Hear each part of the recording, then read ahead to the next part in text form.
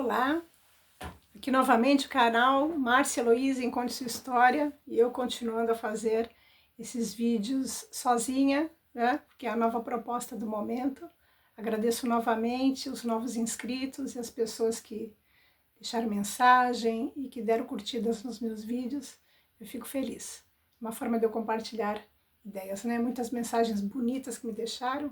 Eu tenho colocado só um ok, né? Como um agradecimento. Mas aqui no coração estou muito feliz, né? Então hoje eu tinha programado de trabalhar mais o ensino fundamental 1, né?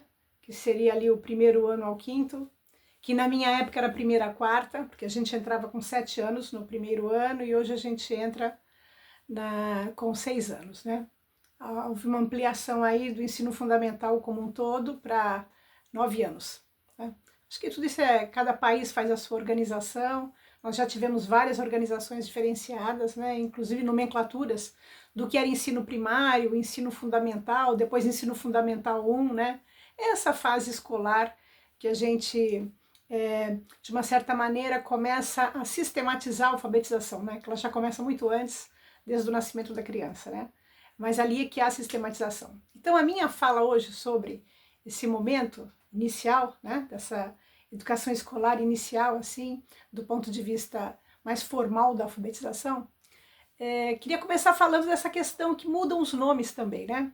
Hoje o pessoal fala em letramento, e se falava só em alfabetização antes. Então a gente fazia uma diferenciação entre uma alfabetização, que era só uma decodificação, né, das letras, e que tinham alguns métodos, né, que era o analítico e o sintético, em que você ia analisar, aprender a trabalhar o contexto da frase toda, e depois ia partir para as partes mais pequenininhas, né, os pequenos átomos ali da frase, que seriam as palavras, depois as sílabas, as letras, e também o método analítico, né, que já começava mesmo do pequenininho, né, começa com o ABCD, o abecedário todo, depois a junção, separação entre vogais e consoantes, a junção delas, né, e aí vem ali nos anos 60 a grande discussão, né, sobre uma alfabetização crítica, uma leitura de mundo. Então a gente tinha uma alfabetização mais tradicional e uma alfabetização crítica, né? E hoje o pessoal fala em letramento e alfabetização. Hoje as pessoas entendem mais a alfabetização como simplesmente a decodificação, né, desse código linguístico, então saber ler e escrever, e o letramento, essa leitura de mundo, esse aprofundamento, essa leitura crítica, né, esse abarcar o mundo dentro da própria leitura, né? Então a gente percebe que há uma evolução dessas concepções de como levar alguém a ler e escrever, né? E a gente vai encontrar na história da educação, desde muito cedo, né, nos primórdios, várias formas de ensinar a ler e escrever, né? Eu me lembro que algumas leituras assim dizem que no Egito antigo se dizia que a orelha do aluno ficava nas costas. Quer dizer, você aprende de ouvir. E nas costas por quê? Porque você tinha que apanhar, né? Você tinha que bater na criança para que ela se disciplinasse para poder aprender. Depois a gente vai vendo em vários contextos, como por exemplo na Grécia Antiga, a criança que vai ter a sua tábua, né, a sua tabuinha ali de cera, em que ela vai anotar o que o professor expõe na aula, chegando em casa ela vai fazer a lição de casa também naquela tabuinha, né, junto ao seu escravo, que era assim que acontecia, o escravo que acompanhava a criança até a escola, trazia, cuidava dela e fazia a lição de casa com ela. E a gente vai evoluindo nessa visão sempre, quer dizer, não é nem evoluindo, né? Era uma repetição, né? De que você aprende ouvindo e escrevendo, copiando, e por muito tempo foi assim, né? Hoje a gente entende muito diferenciadamente, né? Quer dizer, a gente aprende muito mais na convivência, né? Na leitura desse código social, quer dizer, o que a leitura está trazendo no cotidiano. A gente vai lendo tudo, então as crianças muito pequenininhas sabem o que é um rótulo de Coca-Cola, do McDonald's, ela está lendo o mundo, né? Com muita facilidade. E ela começa a perceber, né, as coisas, e assim ela vai dominando. Os professores vão fazendo as hipóteses de leitura com as crianças, né, que elas vão desenvolvendo. Aí o grande mérito, né, do socioconstrutivismo, né, dessas novas formas de... Eu falo novas, mas na minha época começava-se a discutir isso pouco a pouco, ali nos anos 80, e que se consolidou bem nos anos 90, né? E lembrando que todas essas formas de alfabetização, que se baseiam hoje em uma série de estudos neurológicos, né, o desenvolvimento da inteligência, da própria mente, todos ligados ao contexto social, não mais apartado, né? Não é só um indivíduo que lê, mas é um indivíduo inserido num determinado contexto, né? Então é muito interessante ver como hoje as crianças são muito mais espertas, né? Nunca se leu tanto. E aí a gente entra num âmbito, né, que é a leitura que a criança faz hoje, né, dentro de certos contextos sociais. Então você vai encontrar crianças que vão à escola, principalmente a escola pública, e que vão ter contato com o primeiro livro na escola, né? Em casa não tem contato com o livro. Então a gente vê como é importante uma política pública que incentive bibliotecas volantes, né? Bibliotecas nos bairros mais necessitados desse incentivo à leitura, né? Vocês vejam como estão desaparecendo as livrarias. Em Santos mesmo nós temos pouquíssimas livrarias, né? Se eu não me engano, nós temos 2 livrarias ali no Gonzaga, né?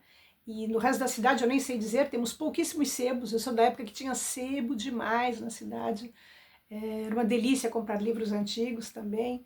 Mesmo na área espírita, nós tínhamos uma livraria ali no Gonzaga, né? Pingo de Luz, que eu amava. Eu comprei muito ali por uns 40 anos, eu comprei muito naquela livraria, né? E hoje não existe mais. Enfim, vai se diluindo. As pessoas compram muito pela internet, existem os e-books, né? As pessoas leem também no Kindle, então estão lendo de outras maneiras também, né?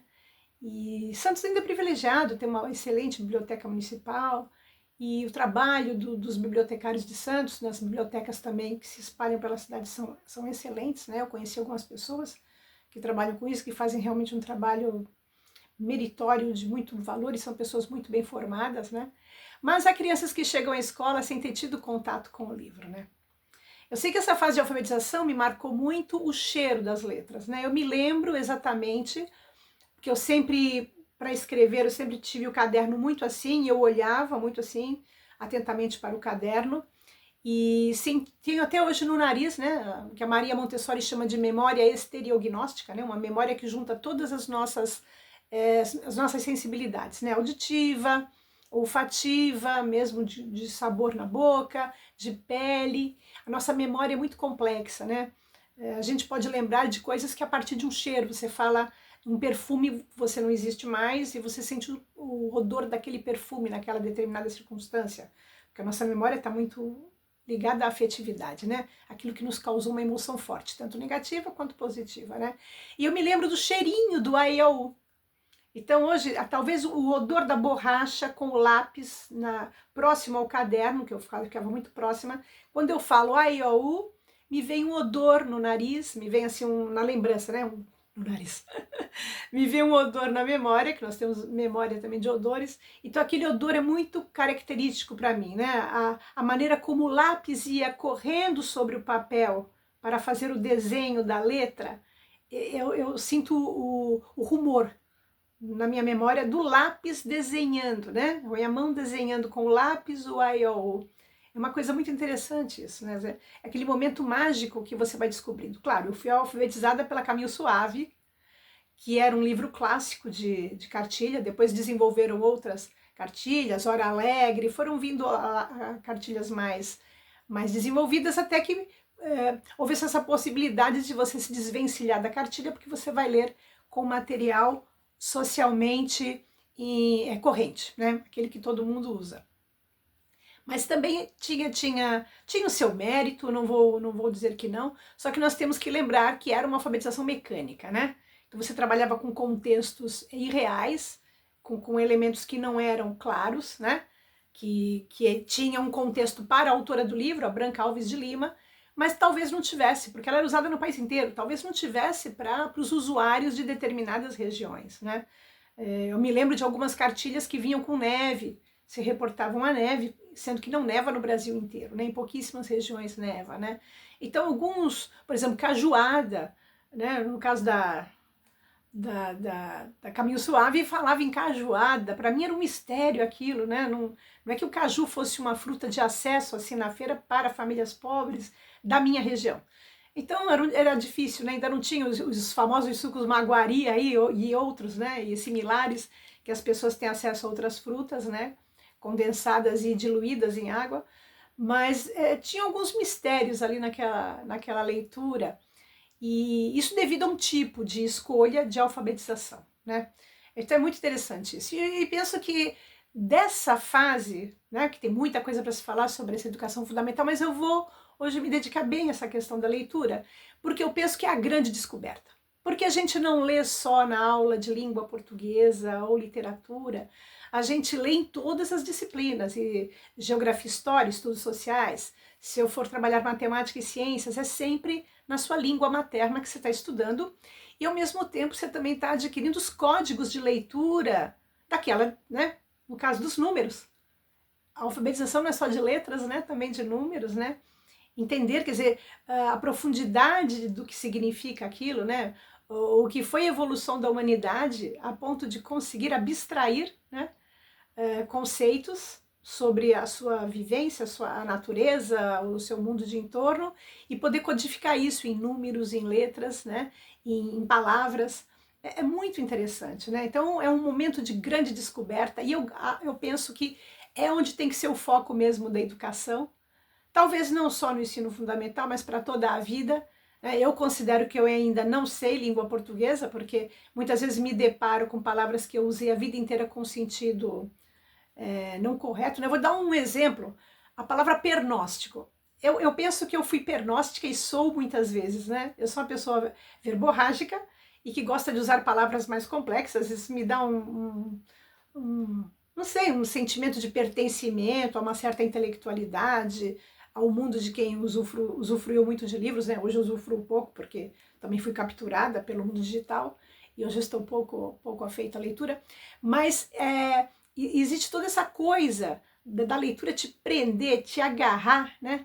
Ela vem com uma marca profunda, né? E a gente começa então a ver que ali abre-se um grande caminho na nossa vida, que é ter experiências que não são só físicas, né? Claro, eu acho fundamental a gente ter experiências humanas, materiais, não só intelectuais. Mas não existe uma coisa sem a outra. Não tem nada na nossa mente, enquanto conhecimento, que não tenha sido uma informação que possa ter vindo para nós em forma da nossa sensibilidade. Eu escutei, eu vi, eu senti, né? Eu cheirei, né? Eu toquei. E tudo isso dentro de um contexto emocional de experiência que, refletindo e se ampliando e trocando informações, nós vamos desenvolver o conhecimento. Então, o conhecimento é feito de conceitos vivenciados. São uma série de elementos que a gente vivenciou e que hoje fazem com que a gente tenha uma compreensão do mundo. Isso é conhecer, né? Por isso, a pessoa que tem muita informação não quer dizer que tenha conhecimento. E há pessoas que têm poucas informações e têm muitos conhecimentos porque conseguem aprender não só a parte da experiência empírica, né, dessa física, mas também com a experiência da reflexão sobre as experiências de outros, né? Senão não haveria ciência, né? Ciência não é só feita com experimentos laboratoriais, mas também com muita reflexão, com muita dedução, com muito emprego da lógica, né? A nossa forma de ter experiências vai se ampliando, né? Mas ela sempre, lembremos que nós temos corpo, né? E temos mente, a gente está aterrado no mundo, né? Então nossa experiência depende disso, né? Então eu acho assim que a leitura vai criar essa possibilidade de mundos que a gente vai encontrar e vai viver, que estão dentro da gente, né? Então uma coisa que me capturou muito rápido na educação foram que nos livros de língua portuguesa tinham textos. E eu me lembro do meu pai comprar ali atrás da prefeitura, tinha a lojinha do MEC, né? Ali eles vendiam, chamava Fename, eles vendiam material escolar a um preço muito módico para a população necessitada, né? Para quem não poderia ir numa livraria e não poderia ir numa papelaria, que era um material mais caro, mais diversificado, e ali se compravam aqueles materiais, meu pai comprava ali. Eu lembro muito bem dos meus cadernos, porque era a época da ditadura militar, então todo caderno desse projeto, né, que vendia a um preço mais módico, tinha sempre hino, soldado na capa. Foi assim que eu fui criado. Então me lembro de eu cobrir os livros, a professora escolhia a cor e tal, mas conforme eu fui crescendo um pouco mais, eu cobria todos os meus cadernos para não ter aquela imagem que, eu não sei, talvez intuitivamente não me caía bem. E E esses livros que tinham esses textos de leitura, eles eram convidativos, né? E eu lembro que meu pai comprava o material, minha mãe encapava, e antes de eu levar para a escola, eu já lia tudo. Eu, quando chegava à escola, já tinha lido todos os trechos que tinham histórias, ou trechos de livros, trechos de histórias. Eu ia de cabo a rabo naquilo ali, né? E depois tinha os livros de leitura, que eram livros só com textos. Então, hoje as professoras levam as crianças à biblioteca, elas pegam livrinhos de leitura. Nessa época, a escola tinha um livro de leitura por classe, né? Eu não vou me lembrar a quantidade, mas eu tenho na minha memória as imagens de muitas histórias e tenho os textos. Não vou dizer que memorizei completo, mas muitas histórias, né? Lembro sempre delas. É uma coisa interessante como marcam essas primeiras leituras, né? E uma tia que tinha uma possibilidade maior financeira comprava para os filhos livros, né? Coleção de leitura infanto-juvenil, que eram condensados de clássicos. E eu li tudo que ela tinha na casa dela, eram mais de 40 livros, né? Então eu fui lendo assim na infância avidamente. Meu pai, apesar da vida simples, sempre comprou a revista Seleções, do Reader's Digest, né? E aqueles livros, aquelas revistas e seleções tinham muitos textos, era uma revista de textos, né? Eram condensados de livros, condensados de reportagens, de grandes entrevistas, e eu lia toda aquela coleção, né? E sempre vi minha mãe ler muito, né? Minha mãe também, que não pôde se desenvolver muito no caminho escolar, né? Mas a minha mãe sempre foi uma leitura ávida. Começou no SESI, que tinha biblioteca pública, acredito que tem até hoje, uma biblioteca de acesso à população, e minha mãe alugava, né? Não é nem alugar, né? É emprestar. Emprestava muitos livros da biblioteca, e minha mãe tinha esse gosto. E me lembro também que dessa coleção do Reader's Digest haviam condensados de livros, que eram livros grossos que vinham com 4 livros condensados. Então, eram 4 livros que não. Eu também li tudo isso, né? Mexi aqui no pedestal da luz. A minha irmã me deu uma luz, né? Que é para esconder minhas rugas, mais um pouco. É aquela luz redondinha, que tem várias cores, né? Eu ponho o branco que esconde mais as minhas rugas. Tenho minha vaidade também. E eu dei um pisão aqui no pedestal. Eu peço desculpas. E essa questão toda da leitura, dessa marca maravilhosa, né? Ela dava aquele desejo de conhecimento, né? Aquele encantamento, né? Que eu tenho até hoje. Hoje eu leio muito menos, mas não perdi. Conhecimento é uma coisa que não ocupa espaço e ninguém rouba da gente. Então a gente perde bens materiais, a gente perde pessoas, a gente perde empregos, a gente perde tanta coisa durante a vida, ao longo da vida, mas a gente não perde o que a gente sabe. O nosso conhecimento é uma coisa, enquanto a saúde mental permitir, nós não perdemos o conhecimento, né? E lembrando que hoje existe uma série de estudos que indicam que a saúde mental está muito ligada à saúde física, né? Inclusive a questão do movimento, né? Já desde eu estava escutando um grande neurocientista, né? Comentando a questão de que, se eu não me engano, o Nicolelis, né? Comentando justamente que quando a humanidade vai selecionando o tipo de cérebro que vai ser o mais adaptável, o melhor, esse homem que desenvolveu este cérebro que nós temos, ele caminhava 20 quilômetros por dia, à procura da caça, à procura da sua proteção e da sua alimentação, né? E é uma coisa que a gente vai ter que agora correr atrás, né? Da minha geração, eu sou da tribo sedentária, né? Então eu tenho muito mais tendência, com o passar dos anos, a diminuir minha memória e ter alguns problemas de cognição. Então, não vou correr atrás do tempo, que é impossível, mas eu procuro fazer o mínimo para ver se eu consigo preservar essa capacidade, né? Então, a própria aprendizagem está ligada também a gente aprender novos valores para os cuidados físicos, para a gente poder manter a parte que eu considero nobre da nossa existência, né? Que é a capacidade de pensar, né? De pensar com clareza, com domínio e com autonomia, né? Isso é o que a gente, penso que tem como ter objetivo hoje, né? Talvez se eu fosse jovem, tendo todos esses conhecimentos, tivesse tido outro tipo de vida física, né? Muitas vezes eu preferia ficar lendo do que me movimentar. Enquanto muita gente fazia exercício, quando começou a onda das academias, eu estava sempre lendo. Talvez eu tivesse que ter ido para a academia também, né? E até porque leitura não é quantidade, né? Leitura é qualidade, né? Então eu acho que também tem uma questão dessa que que eu tive uma certa overdose de leitura, porque eu lia de rótulo de Nescau a qualquer coisa que caísse na minha mão, então eu li muita porcaria, perdi muito tempo com coisas inúteis, né?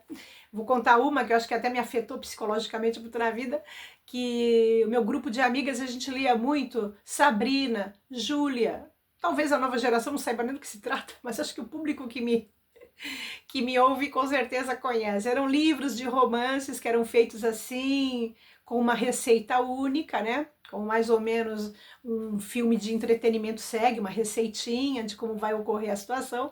E isso criou muito um romantismo na minha infância também. Não foi uma leitura lá muito saudável, né? Se bem que essa já não foi ali da fase da primeira à quarta série, foi posterior, né? Foi na passagem do final do ensino fundamental para o ensino médio, né? Que na minha época era o ginásio para o colegial. Mas aí é uma história para uma próxima vez. Então tem toda essa coisa da leitura ali como uma coisa mais importante desse início de formação. E essa leitura estava muito atrelada também nesse início de vida, que é a questão da natureza, porque eu fui criada até os 18 anos no Morro da Nova Sintra. E o Morro da Nova Sintra da minha época não é o Morro da Nova Sintra de hoje. Era um morro cheio de outeirinhos, com muita vegetação, muitas árvores, flores, muitos animais, e uma lagoa que ainda não era tão urbanizada como hoje, né? Hoje ela está bem urbanizada para passeios, para churrascos, mas ela era um ambiente assim mais rústico, né? Mais selvagem e muito frequentada, principalmente nos dias de calor. Mas a minha memória está muito ligada na aprendizagem com as questões de natureza, né?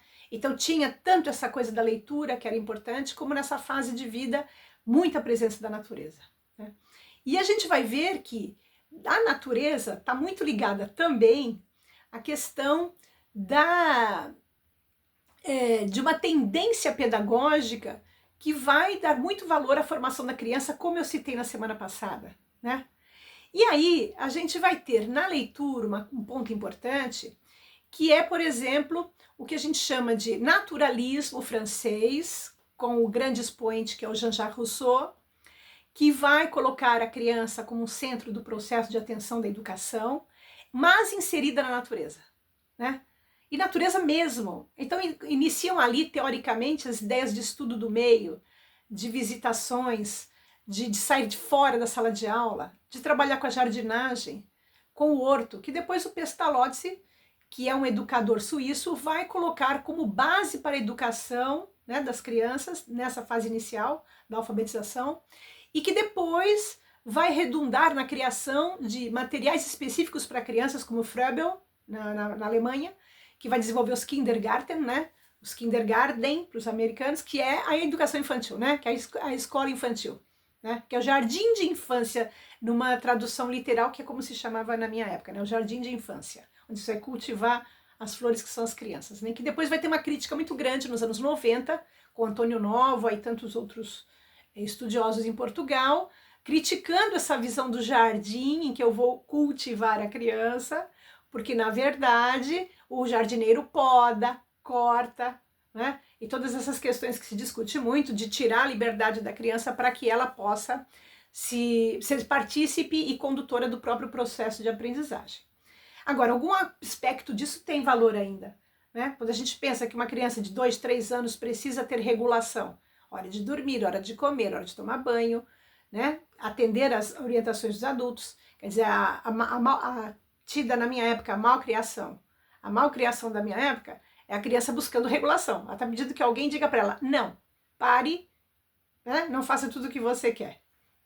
E os Kindergarten também tinham essa função, né? Quer dizer, quando tem essa metáfora do jardineiro com a criança, em parte está certo mesmo, a gente tem que dar alguma regulação, né?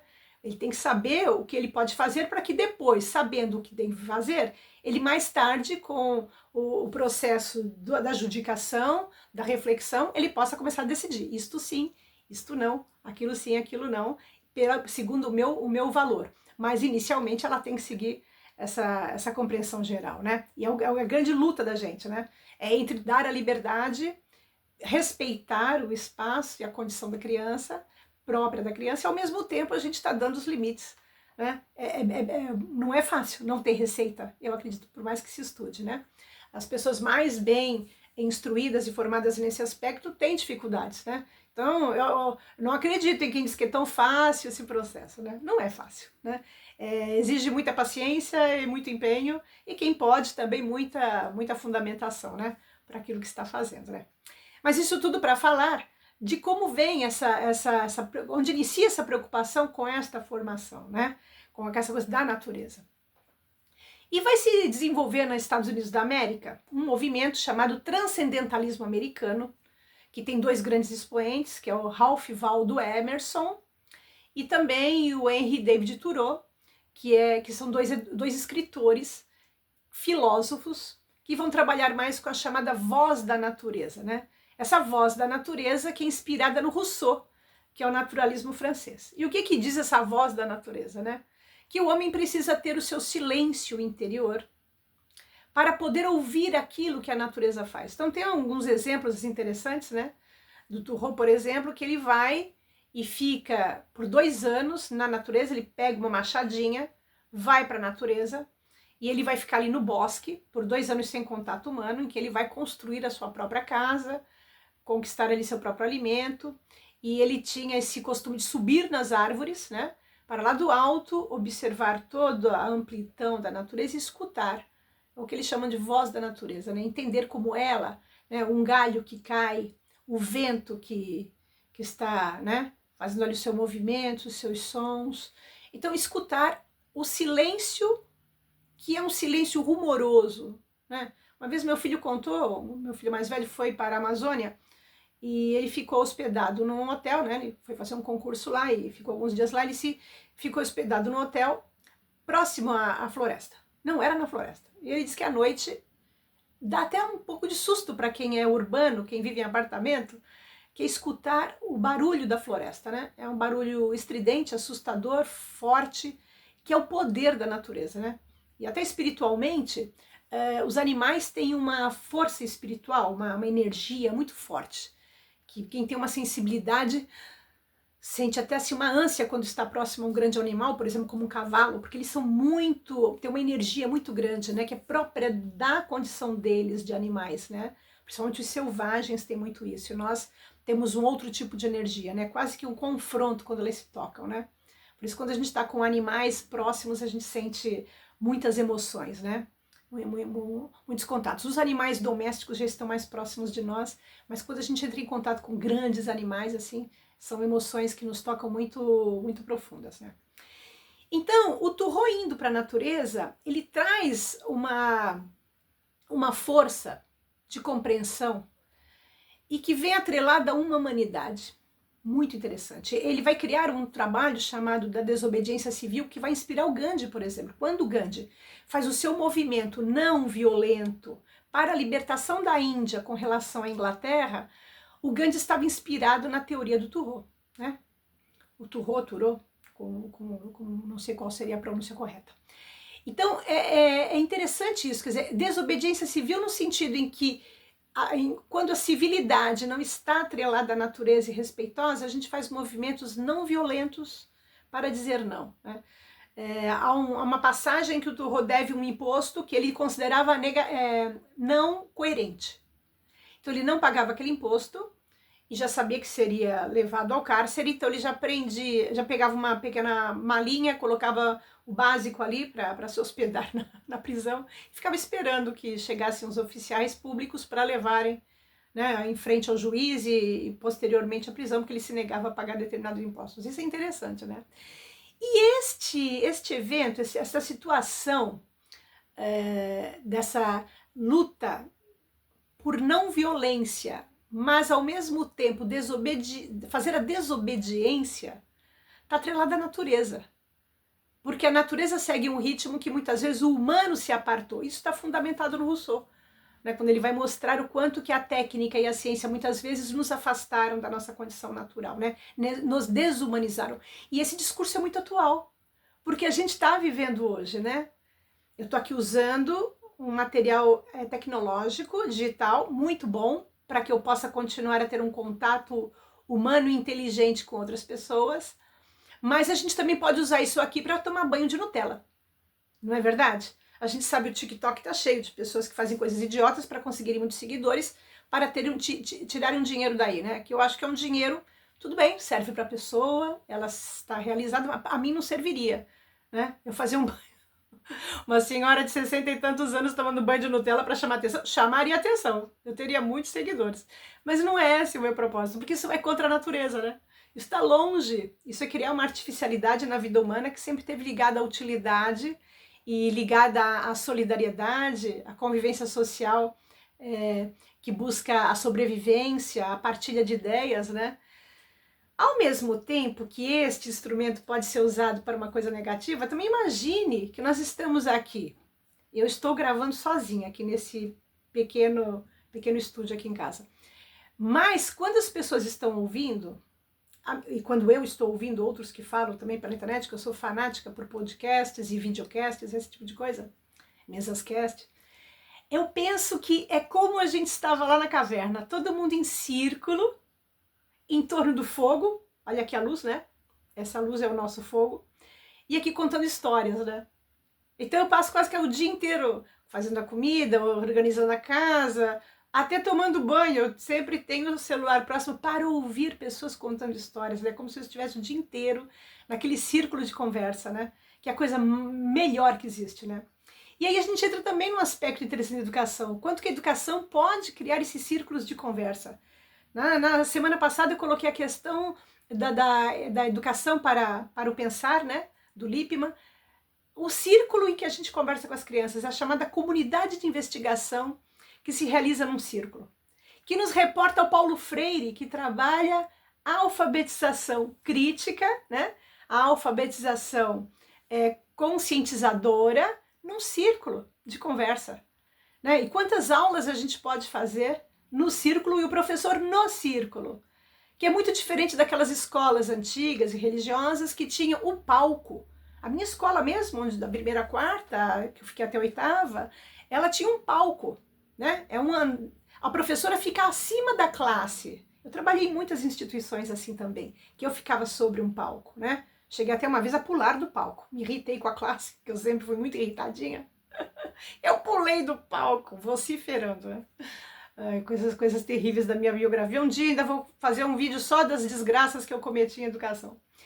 Mas, assim, interessante essa coisa, você vê, da natureza também, né? Então eu volto à natureza, faço uma crítica ao mundo que eu estou, faço crítica à educação, faço crítica à legislação, faço crítica à situação política, faço crítica às questões legislativas, faço críticas às questões econômicas. É isso.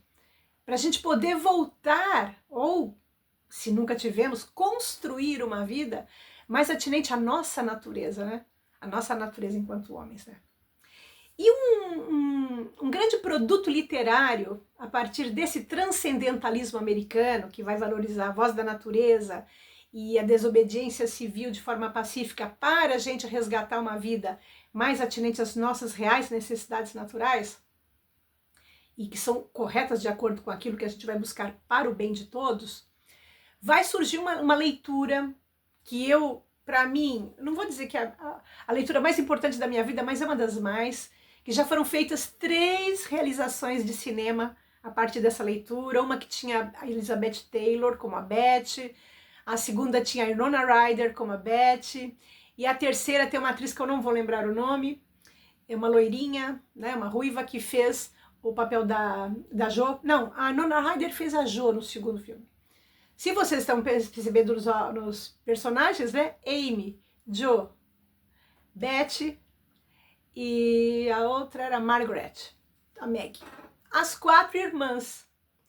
Quem já pescou é o livro As Mulherzinhas, né? Little Woman, né? Aqui na Itália são Piccoledone. E que depois tem uma continuidade, a autora Louise May Alcott vai dar continuidade para este trabalho, né? As Mulherzinhas, com esposas exemplares. Parecem nomes muito assim antifeministas, são nomes assim muito, né, que colocam a mulher num outro papel. Claro, é um livro que está dentro da sua época, é século XIX, né, Guerra de Secessão americana, mas mostra uma família cujo pai seguia a filosofia do Ralph Waldo Emerson. Então a leitura deste livro, os filmes são muito fiéis, inclusive ao texto, né? Sendo que a última versão, com esta atriz que eu não me recordo o nome, esta última versão, que tem poucos anos, das Mulherzinhas, ela já junta no filme os 2 livros. Ela junta Mulheres Exemplares e Mulherzinhas, mas nas 2 versões anteriores é só o livro Mulherzinhas e são filmes assim que eu não me canso de assistir. E o livro, eu não sei quantas vezes eu li durante a vida. Eu já li muitas vezes, acho que eu já perdi a conta, porque eu amo, amo. E eu fui descobrindo ao longo da minha formação, principalmente no mestrado, que eu me dediquei bastante à filosofia americana, do pragmatismo, e aí acabei entrando um pouco no transcendentalismo, porque o meu autor também vem de montanha, vem do Vermont, né? Está muito ligado a um tipo de vida muito natural, e isso me influenciou bastante. Mas este livro mostra mulheres independentes, mulheres dentro do seu contexto, é claro, né? Mulheres que vão defender a vida política da mulher, a mulher escritora, a mulher educadora. Os pais educam as filhas para que elas aprendam com as experiências, que elas tenham decisões próprias, que elas escolham.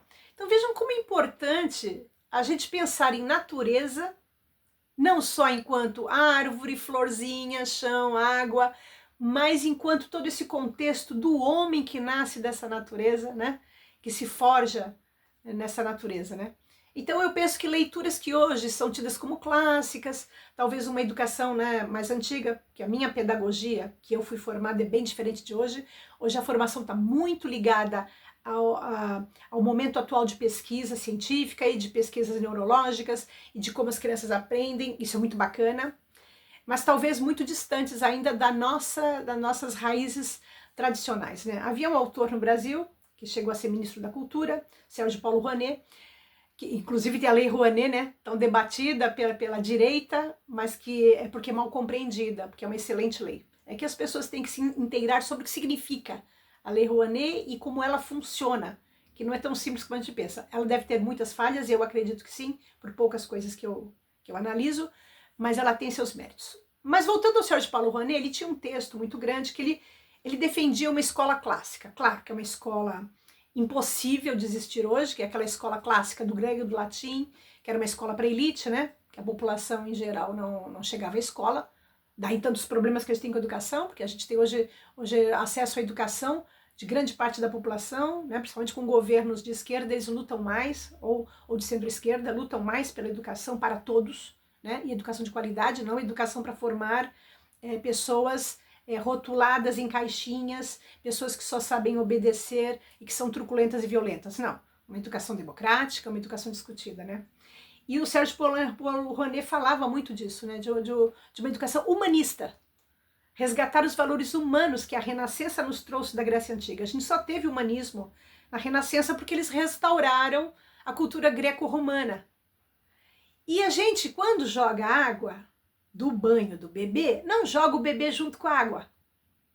Então a gente se atualiza, a gente vive num mundo melhor e atual e mais tecnológico, mas não se joga o humanismo no lixo.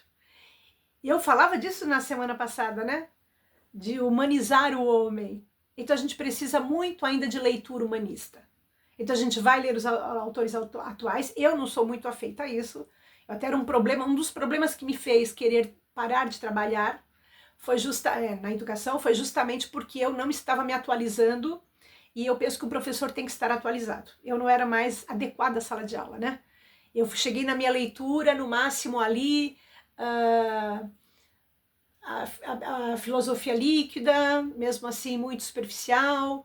Consegui trabalhar ainda com Foucault, que na minha época era uma coisa ainda muito presente no mestrado, e o infelizmente falecido Edgar Morin, né?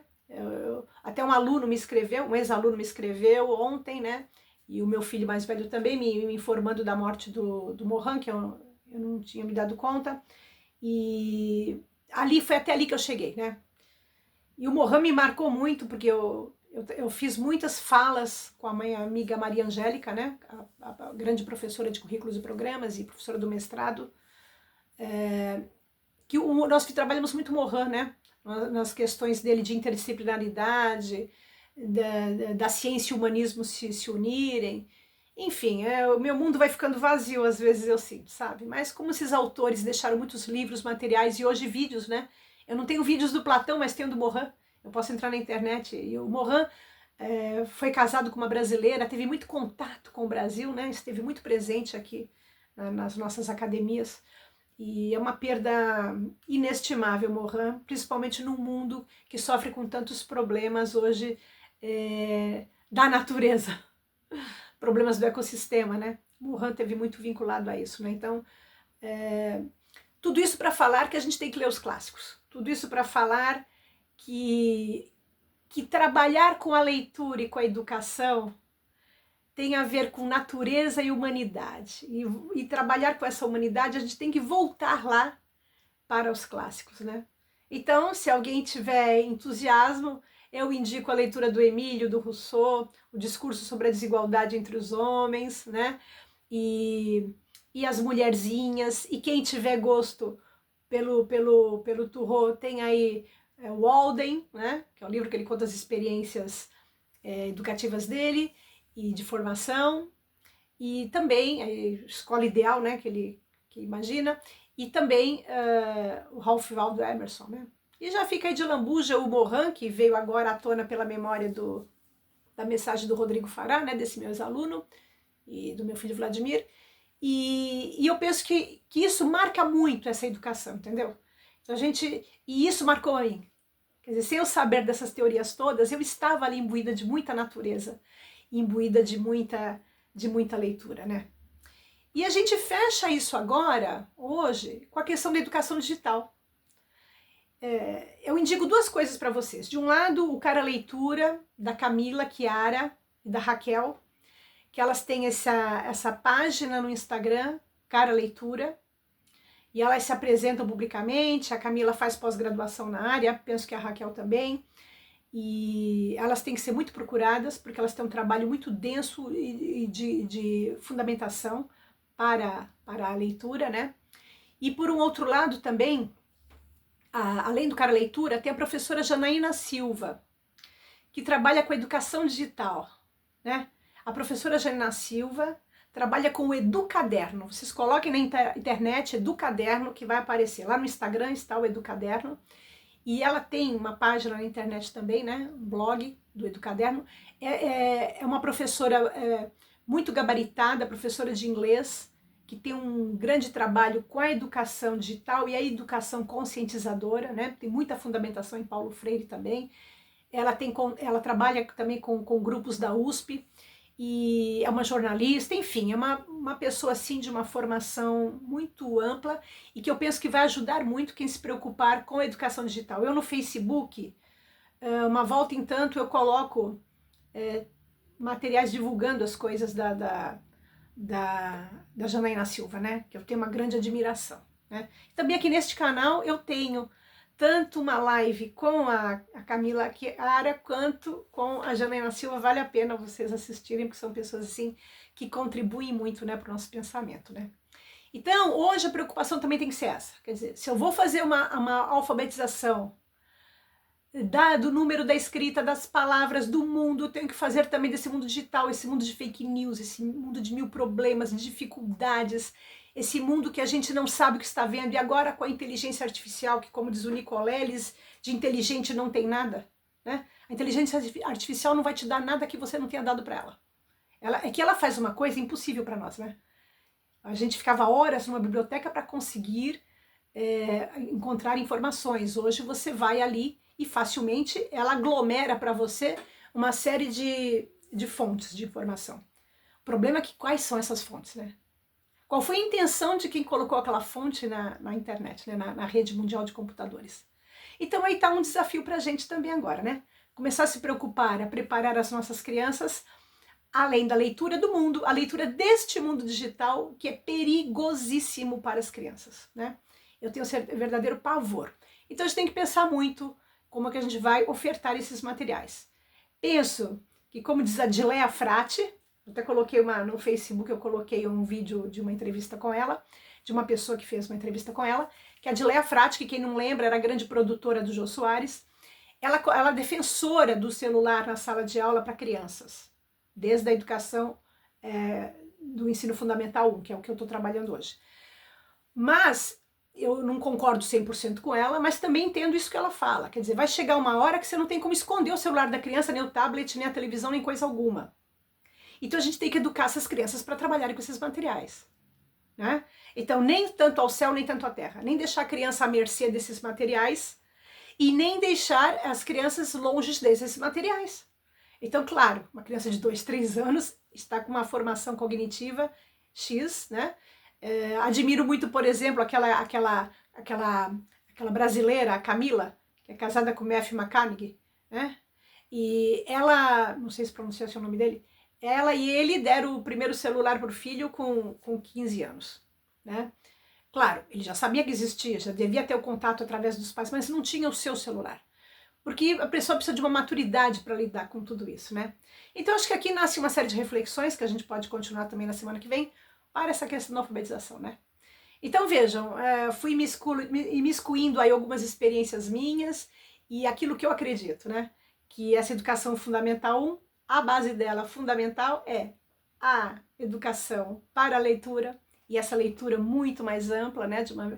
A presença de livros, muitos livros na visão dessa criança, conversar com essas crianças sobre essas leituras, isso é fundamental, criar os nossos círculos de conversa na escola e em casa, a gente conversar, né? Tirar o celular da mesa. Se você está sozinho é uma questão, você está conversando com alguém, mas se está uma família reunida, vamos conversar entre nós, né? Quando eu saio com meu marido, eu sempre falo para ele, sem celular na mesa, porque senão a gente saiu para quê, né?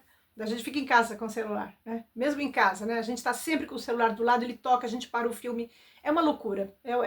O Antônio Fagundes diz que na casa dele, sábado e domingo, não tem celular, né? Porque aí eles têm uma vida preservada, né? São coisas que a gente pode estar pensando aí, né? Olha, é uma alegria falar de coisas que são apaixonantes e espero que tenha sido útil para vocês refletirem, tá? Aí semana que vem eu parto para a segunda fase do ensino fundamental, né? O ensino fundamental 2, que vai depois completar a educação básica ainda com o ensino médio, né? No Brasil estou me confundindo que aqui na Itália ensino médio é o ensino superior. Depois um dia eu posso falar dessas diferenças da organização escolar, né? Olha, é uma alegria, triste pela ida do Mohan, né? Mas ele deixou um contributo maravilhoso que vai ainda iluminar muitas e muitas gerações, né? Olha, fiquem bem, tenham um excelente final de semana, um grande beijo no coração e espero vocês também assistindo os próximos vídeos, tá? Um grande beijo e tchau!